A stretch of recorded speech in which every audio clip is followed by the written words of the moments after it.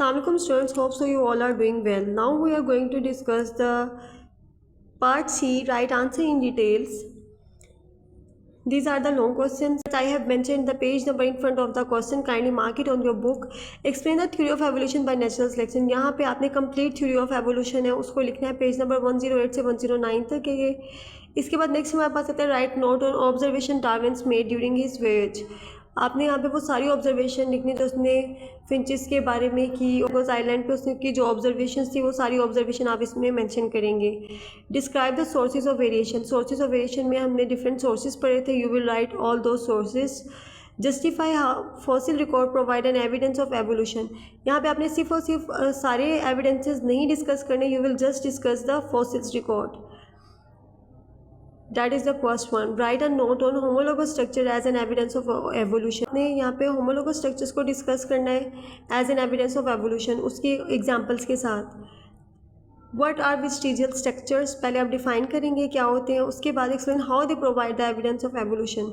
फिर उसके बाद आप एवोल्यूशन के अकॉर्डिंग उसका एविडेंस देंगे कि किस तरह से ये एवोल्यूशन का एविडेंस प्रोवाइड करते हैं. Now we will move towards the inquisitive question. You already have the notes for the inquisitive question but I will discuss one by one with you. The first question is why is the variation among individual important for evolution. Variation is the raw material for evolution. We know very well that अगर variation होगी तब हम वहाँ पे एक organism में changes को discuss कर सकते हैं. अगर वो वेरिएशन है और वेरिएशन होने के साथ साथ हमें ये भी पता है कि वो फ्रूटफुल वेरिएशन है. फ्रूटफुल मीन्स कि वो एक ऑर्गेनिज्म को इन्वायरमेंट में अडेप्ट करने में हेल्प कर रही है. तो फिर वो नेक्स्ट पॉपुलेशन का पार्ट बनेगी और उसकी जनरेशन में ट्रांसफ़र होती जाएगी और फिर हम यहाँ पे कह सकते हैं कि ये एवोल्यूशन का पार्ट बन जाएगी. It ensures that some individual in a population possess traits that allow them to survive environment changes such as disease और क्लाइमेट शिफ्ट. कुछ इंडिविजुअल्स अगर हम इस तरह के ट्रेड्स डेवलप कर लेते हैं जो एक ऑर्गेनिज्म को उस इन्वायरमेंट में सर्वाइव करने में हेल्प करते हैं. जैसे कोई अगर डिज़ीज़ हो गई, कोई डिज़ीज़ किसी डिज़ीज़ की अगर हम बात करें उसने अटैक किया है उस एरिया पे, तो वहाँ पे ऑर्गेनिज्म ने अपने अंदर कोई वेरिएशन डेवलप कर लिया, उसने अपने आप को अडेप्ट किया इन्वायरमेंट के अकॉर्डिंग, तो फिर ये हमारे पास क्या होगा कि ये नेक्स्ट जनरेशन में ट्रांसफ़र हो सकती है. Without variation all individuals would be identical. अगर वेरिएशन नहीं होगी तो सारे ऑर्गेनिज्म आइडेंटिकल होंगे और इन्वायरमेंट के हर फैक्टर का इफेक्ट उस ऑर्गेनिज्म पे एक ही तरह से होगा. और इस तरह से क्या होगा कि एक स्पीशी के सर्वाइवल के चांसेस भी कम हो जाएंगे. बेसिकली जो वेरिएशन है वो एक ऑर्गेनिज्म को सर्वाइव करने में बहुत हेल्पफुल है. A population with high genetic variation is less likely to go extinct because it is more adaptable to diverse changes. अभी हमने यही बात हम डिस्कस कर रहे थे कि एक पॉपुलेशन में जितनी ज़्यादा जेनेटिक वेरिएशन आएगी उतनी ही ज़्यादा उसके एक्सटिंक्शन के चांसेस क्या हो जाएंगे, कम हो जाएंगे. क्यों कम हो जाएंगे?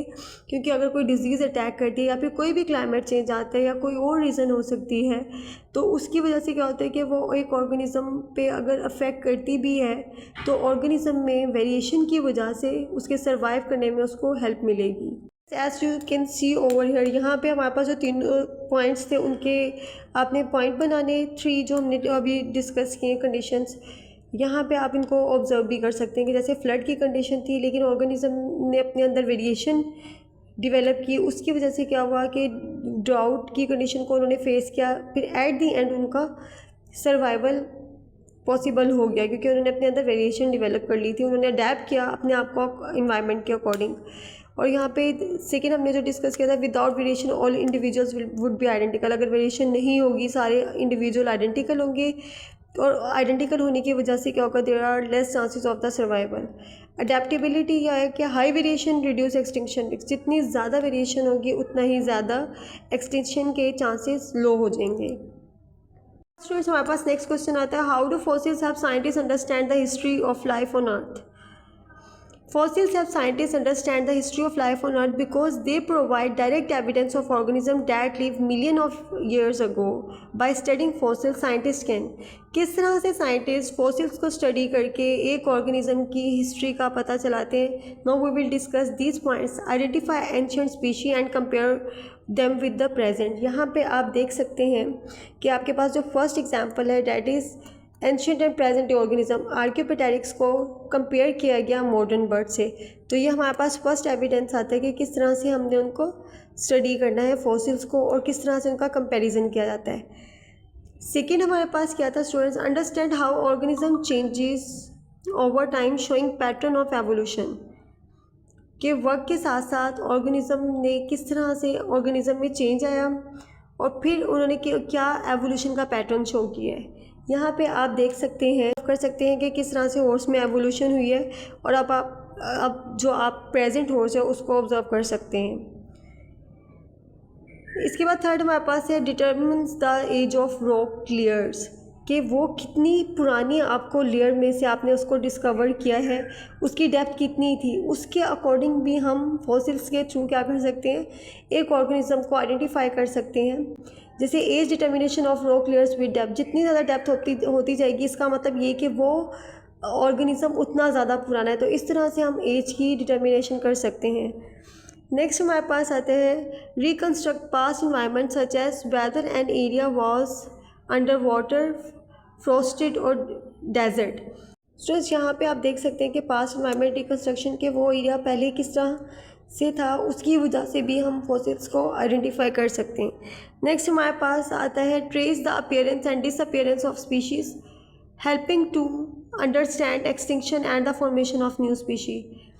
हम उसके अपीयरेंस और डिसअपीयरेंस ऑफ स्पीशी के, अब जो उसकी स्पीशी प्रेजेंट है या नहीं, उसके प्रेजेंट होने से या उसके डिसअपीयर होने से हम अंदाज़ा लगा सकते हैं कि किस तरह से इनकी एक्सटेंशन हुई और फॉर्मेशन, और किस तरह से न्यू स्पीशीज़ की फॉर्मेशन हुई। सो स्टूडेंट्स यहाँ पे आपको एग्जांपल दी गई है tracing species from formation and extinction.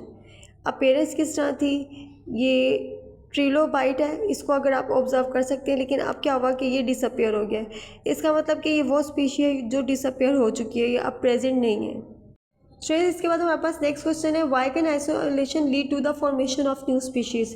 Basically यहाँ पे हमने ये बताना है कि आइसोलेशन की वजह से न्यू स्पीशीज़, किस तरह से न्यू स्पीशीज़ की फॉर्मेशन होती है। फर्स्ट हमारे पास आता है आइसोलेशन स्पेशली जियोग्राफिक और एलोपैट्रिक आइसोलेशन। जब हम स्पीशिएशन की बात करते हैं तो वहाँ हमारे पास मेजर कंसर्न एलोपैट्रिक आइसोलेशन से होता है, जहाँ पे हमने ये बात की थी कि किस तरह से एक जियोग्राफिकल एरिया ऑर्गेनिज्म में वेरिएशन लेके आता है, उसको अब हम स्टडी करेंगे। सबसे पहले हमारे पास है interruption of gene flow. When a population is split the two group can no longer breed with each other, this the exchange of genetic information. जब यहाँ पे ये दो ऑर्गेनिज्म जियोग्राफिकल चेंजेस की वजह से स्प्लिट होंगे, जैसे कि रिवर और माउंटेन रेंज की वजह से, आप यहाँ पे जैसे देख सकते हैं ये दोनों ऑर्गेनिज्म सेपरेट एरिया में चले गए हैं, तो माउंटेन रेंज की वजह से। तो यहाँ पे क्या हुआ कि यहाँ पे इंटरप्शन हुई जीन फ्लो में। अब ये दोनों ऑर्गेनिज्म एक दूसरे के साथ ब्रीड नहीं कर सकते हैं। अब जो ये वाला ऑर्गेनिज्म है, ये जिस एरिया में मूव हुआ है, ये वहाँ के ऑर्गेनिज्म के साथ ब्रीड करेगा और ये वाला ऑर्गेनिज्म अपने एरिया के ऑर्गेनिज्म के साथ ब्रीड करेगा। सो स्टूडेंट्स, इस तरह से क्या होता है कि इंटरप्शन ऑफ जीन फ्लो, एक जीन का जो फ्लो चल रहा था उसमें इंटरप्शन आई और इसकी वजह से क्या होता है कि यहाँ पे न्यू स्पीशीज़ की फॉर्मेशन हो सकती है। सेकेंड हमारे पास क्या पॉइंट है कि independent evolution, each isolated group faces the different environmental pressure and the food sources. जो जहाँ पे आइसोलेशन हुई है, वहाँ पे जो ग्रुप्स बने, वहाँ पे वो ऑर्गेनिज्म क्या फेस करते हैं, वहाँ पे वो ऑर्गेनिज्म डिफरेंट प्रेशर भी फेस करेंगे, इन्वायरमेंटल प्रेशर, और डिफरेंट जो इन्वायरमेंटल कंडीशन है वो भी चेंज होंगी, उनके फूड सोर्सेज भी डिफरेंट हो सकते हैं। Each isolated group develop unique variation, natural selection acts differently and their traits gradually become more and more different। तो स्टूडेंट्स यहाँ पे क्या होगा कि वो अपने आप को अपने इन्वायरमेंट के अकॉर्डिंग अडेप्ट करेंगे, और जब वो अडेप्ट करेंगे तो ऑब्वियसली वो इस इन्वायरमेंट में सर्वाइव कर सकते हैं, और जब वो सर्वाइव करेंगे तो ये वाली जो वेरिएशन है वो उनकी नेक्स्ट जनरेशन का भी पार्ट बनेगी। सकते हैं the two squirrel population developer distinct colour due to the different environmental factor. Environmental factor की वजह से क्या हुआ कि दोनों जो स्क्विरल्स थी उनका कलर चेंज हो गया। इसके बाद नेक्स्ट हमारे पास थर्ड पॉइंट आता है reproductive incompatibility. Eventually the genetic differences are so significant that even if the group meet again they can no longer interbreed to produce fertile offspring.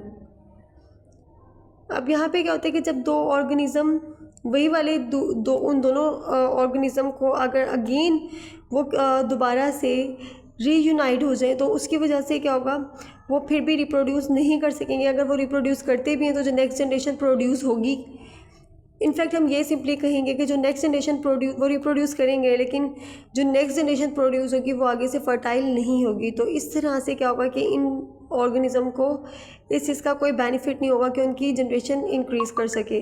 तो 2 groups reunite but unable to interbreed. Students यहाँ पे भी क्या हुआ कि इसकी वजह से जो न्यू स्पीशीज़ है वो बनेंगी और फिर इस आइसोलेशन इस तरह से अफेक्ट करती है। So student, this is all for today. Hope so all the things are clear to you. Thank you so much. Allah Hafiz.